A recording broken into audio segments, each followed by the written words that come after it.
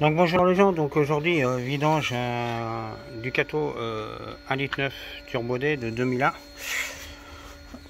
Donc version camping-car on va dire. Donc là il n'y a pas de dessous. Donc voilà, donc la vis elle est ici sous le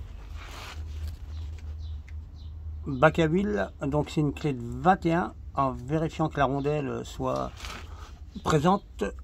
Et si c'est une rondelle écrasée, il faut la changer. Si c'est une rondelle plate, pleine, faut la changer aussi. Mais bon, on peut la réutiliser deux fois si c'est une rondelle, on va dire, cuivre, pleine.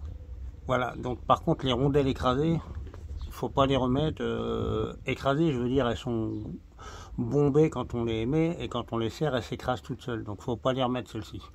Voilà, donc on n'oublie pas de changer le filtre à huile. Voilà, donc dévisser ici délicatement, resserrer quand même, mais pas comme entre guillemets une brute, pour pas dire de mots déplacés. Resserrer, voilà, parce qu'au risque de foirer le bac à huile, ça serait dommage. Donc celui-ci, il n'y a pas de fuite. Il n'y a pas de fuite moteur, rien du tout. Alors surtout, hop, préconiser, moi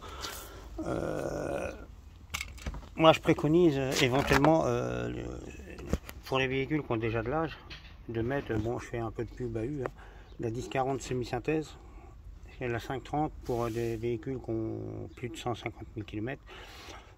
C'est un peu trop liquide on va dire. Là on vient de l'acquérir, donc l'huile était un peu liquide à mon goût et quand on l'a acheté il en manquait la moitié. On a déjà fait 400 km avec à peu près et pour l'instant on n'a pas de consommation d'huile excessive, donc ça a l'air d'aller, il n'a pas l'air de bouffer rien. Donc semi-synthèse diesel 1040 préconisé hein, pour les véhicules de plus de 150 000 km, c'est ce que moi je conseille.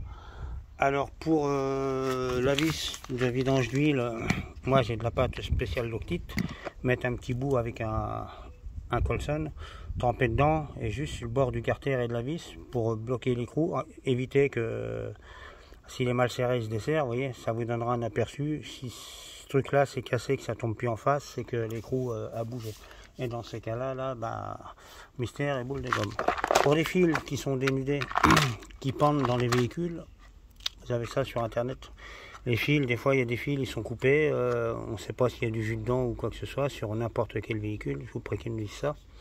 Ça se met simplement, vous voyez, hop, un petit coup de briquet et ça fond tout seul. Il n'y a pas de souci, je vais en faire un devant vous aussi, voilà. On met un petit coup de briquet, vous voyez, hop. En fin de compte, c'est du fil électrique, c'est comme une gaine thermique.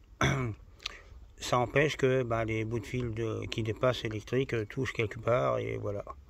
C'est une fin de fil où vous mettez deux fils l'un dans l'autre que vous avez soudé au préalable à l'étain ou entortillé vous-même.